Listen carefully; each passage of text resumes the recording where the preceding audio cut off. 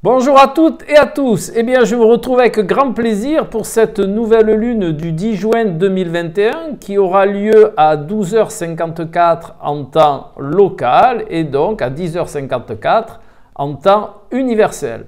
Alors, pour vous rappeler, la nouvelle lune est une conjonction solilunaire, ce qui veut dire, vous voyez, que le soleil ici et la lune ici sont sur le même degré zodiacal. De plus, à cette conjonction solilunaire vient se rajouter Mercure qui n'est qu'à 1 degré de cette conjonction et qui est donc qu'à 1 degré du Soleil. On va pouvoir dire que Mercure de ce fait est combuste. Et ce qui va marquer aussi cette nouvelle lune, c'est que elle est en carré. Vous voyez le trait rouge ici, elle est en carré à Neptune ici, qui se trouve en domicile dans le signe du Poisson. Il y a donc dans cette nouvelle lune deux planètes qui sont en domicile, Neptune ici en Poisson là, et Mercure qui est chez lui en Gémeaux. D'accord?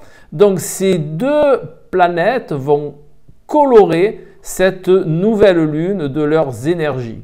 Donc je vais mettre en exergue l'aspect qu'il y a entre cette nouvelle lune et Neptune, voilà, que l'on retrouve ici. Hein. Donc que va faire Neptune? Eh bien Neptune, il va colorer cette nouvelle lune de son énergie un petit peu floue. Hein. Mais avant d'en venir à cela, voyons un petit peu ce que va augurer cette triple conjonction dans le signe des Gémeaux. Donc, on pourrait dire et entrevoir que le Soleil va éclairer l'inconscient personnel représenté par la Lune avec le sens de l'analyse et du raisonnement mercurien. Mais l'on pourrait dire aussi que le Soleil va mettre en relief le domaine émotionnel de cette nouvelle Lune que l'on va essayer de comprendre par le raisonnement.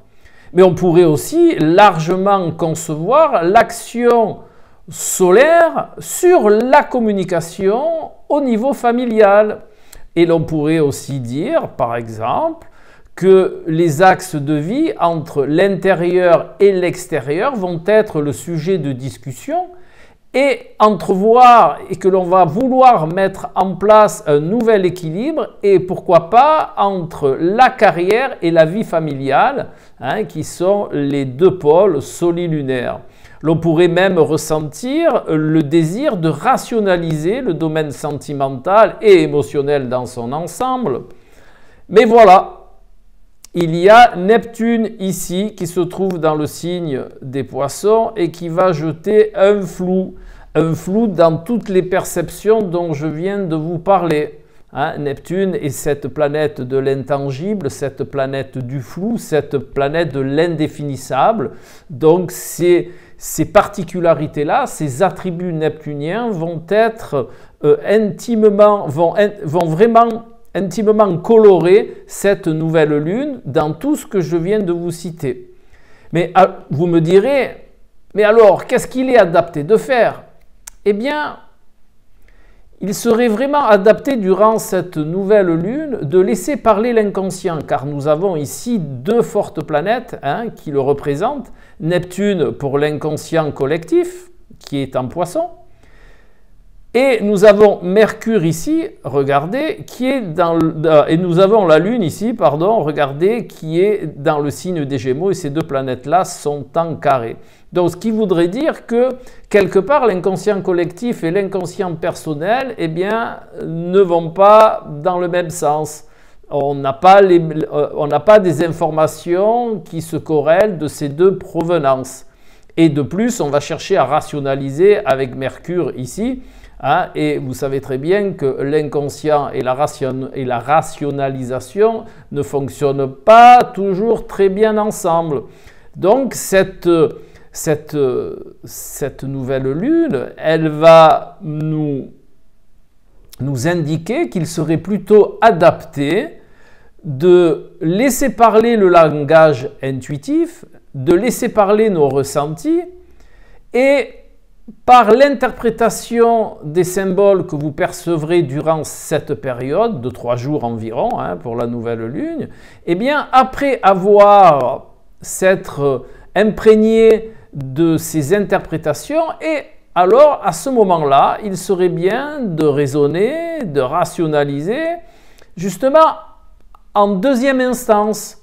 D'abord, on s'imprègne, on acquiert les connaissances issues de ce domaine luno-neptunien, l'on pourrait dire, et après, pour justement faire preuve de discernement, chose que Neptune n'est pas, c'est pas le fort de Neptune, eh bien, en deuxième instance, comme je vous dis, pour bien conscientiser ces informations issues des deux inconscients, eh bien là, on peut employer la raison, on peut employer la rationalisation, et de ces deux pôles qui sont opposés au départ, eh bien en faire une complétude synergique.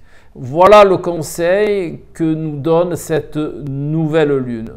Maintenant, nous allons un petit peu voir, pour corréler tout cela, le degré thébaïque qui est associé à cette nouvelle lune. Donc, pour rappel, le degré thébaïque, c'est issu du calendrier égyptien. C'est comme une petite, c'est une parabole, on pourrait dire, on pourrait faire l'analogie. C'est comme si c'était une carte de tarot que l'on allait coller sur le degré du zodiaque où se situe cette nouvelle lune. Eh bien, pour référence à cette nouvelle lune, nous allons prendre le 20e degré du signe du Gémeaux, car dans cette association entre les degrés thébaïques et les degrés zodiacaux, il est de bonne loi de prendre toujours le degré qui suit le degré où se réalise la nouvelle lune, et pour la bonne et simple raison qu'elle se réalise à 19 degrés 47 minutes. Donc, nous allons prendre le 20e degré. Eh bien, le 20e degré du calendrier égyptien que l'on corrèle au zodiaque, eh bien, cette parabole, c'est 3 serpents qui sont au sol, côte à côte. Voilà, 3 serpents. Ils n'avancent pas, ils sont au sol, c'est comme s'ils prenaient le soleil, ils sont côte à côte, un à côté de l'autre. Et ils sont là sans bouger. Eh bien, cette parabole représente les 3 principes qui, lorsque l'on en a connaissance et que l'on les utilise de manière synergique, sont une porte ouverte vers une évolution, vers une transmutation, vers un changement. Alors, pour vous donner des exemples du 3 en réalité, des 3 principes que l'on retrouve souvent, il y a le triangle, 1, 2, 3. Il y a aussi les 3 mois d'une saison. En astrologie, puisque nous parlons d'astrologie aussi, il y a le ternaire, le tertiaire, cardinal, fixe, mutable, et l'on peut retrouver comme ça des principes importants qui détiennent le 3, comme par exemple l'âme, l'esprit et le corps.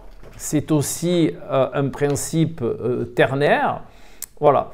Donc c'est vraiment important de concevoir